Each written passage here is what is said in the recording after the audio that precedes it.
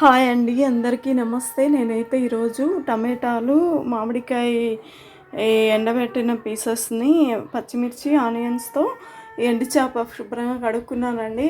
ఇవైతే పులుసు పెడుతున్నాను. టమాటాలు, మామిడికాయ ఈ వరుగులు వేసుకొని పులుసు పెడుతున్నాను. నేనైతే ఫస్ట్ ఇవి ఎండు చేపలు శుభ్రంగా కడిగి పెట్టుకున్నాను, కోసి క్లీన్ చేసుకొని. ఇప్పుడైతే నేను ఫస్ట్ ఎండు చేపలు ఫ్రై చేసుకొని పక్కన పెట్టుకొని, తర్వాత నేను ఈ పులుసు తిరగమాతలో ఈ టమాటాలు అవన్నీ మగ్గిన తర్వాత ఎలా చేస్తానో చూద్దామండి. ఓకే, ఎండు చేపలు అయితే నేను ఫ్రై చేస్తున్నానండి.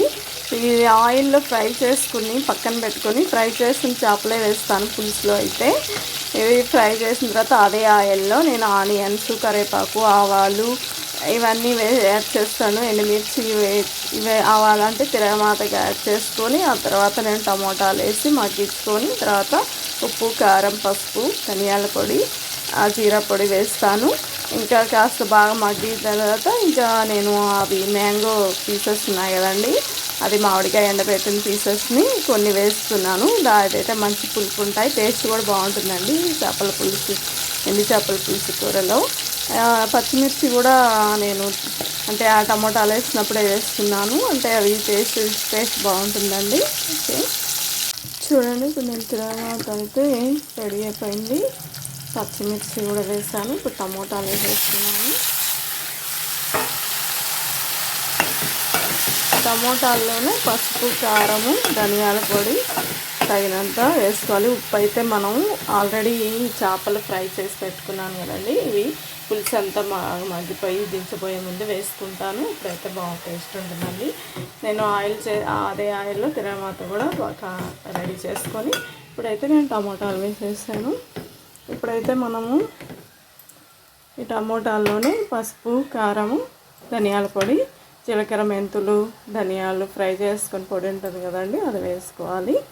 ఉప్పు అయితే ఆ చేపలు వేసిన తర్వాత కొంచెం లైట్గా వేసుకోవాలి, ఎందుకంటే ఉప్పు చేపలో ఆల్రెడీ ఉప్పు ఉంటుంది, మనం చూసి వేసుకోవాలి, లేదంటే ఉప్పు ఎక్కువ అయిపోతుంది. టమోటాలు అయితే బాగా మగ్గిపోయాయండి. ఇప్పుడైతే నేను కొంచెం చింతపండు రసము, దీంట్లోనే ఎండబెట్టిన మామిడికాయ ముక్కలు వేస్తున్నాను. కొంచెం వాటర్ యాడ్ చేసుకొని బాగా గుజ్జులా అయిపోయిన తర్వాత ఈ పులుసుని, అంటే పలుసుగా కాకుండా చిక్కగా గుజ్జులా అయిన తర్వాత ఇంకా ఎండు చేప దించిపోయే ముందు యాడ్ చేసుకొని ఆ వేడి మీదే ఇంకా బాగా మగ్గిపోతాయండి. అంటే ఆ వేడి దించిన తర్వాత వేసుకున్న ఎండు చేప అయితే నేను ఫ్రై చేసి వేసుకోవడం వల్ల ఆ టేస్ట్ బాగుంటుందండి. ఇప్పుడు వేస్తాను. ఇప్పుడైతే కాసేపు వాటర్ పోసి కాసేపు మూత పెట్టేసి తర్వాత నేను ఇంకా స్టవ్ బంద్ చేసుకోవచ్చు. ఇప్పుడు చూద్దామండి, కర్రీ అయితే బాగా సెట్ అయిందండి. నేను వాటర్ యాడ్ చేసిన తర్వాత కొంచెం చూడండి, అంత పలసగా ఏం లేదు, కొంచెం సరిపోతుంది. ఇప్పుడు నేనైతే స్టవ్ బంద్ చేస్తాను. ఇదిగోండి, ఇప్పుడు ఎండు చేపలు కొన్ని యాడ్ చేసేస్తున్నాను.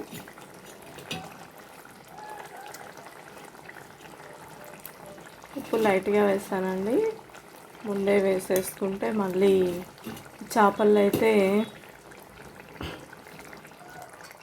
ఉప్పు ఉంటుంది కదా. ఇప్పుడు ఇలాగే స్టవ్ బంద్ చేసుకుంటాము. ఈ వేడి మీద ఈ కర్రీ అంతా బాగుంటుందండి. చేప అంటే మనకి చేప తినడానికి మంచి టేస్ట్తో ఉంటుంది. మళ్ళీ అంటే మొత్తం కర్రీ మొత్తం ముక్కలు అయిపోవడం, అది ముళ్ళలాగా ఇలా చిదురుగా అయిపోవడం ఇలా ఏముండదండి, బాగుంటుంది. ఓకే, సర్వ్ చేసుకోవడమే. Okay, thank you. సర్వ్ చేసుకున్న తర్వాత ఇంకా థ్యాంక్ యూ. ఓకే, టమోటా ఎండు చేప కర్రీ రెడీ అండి.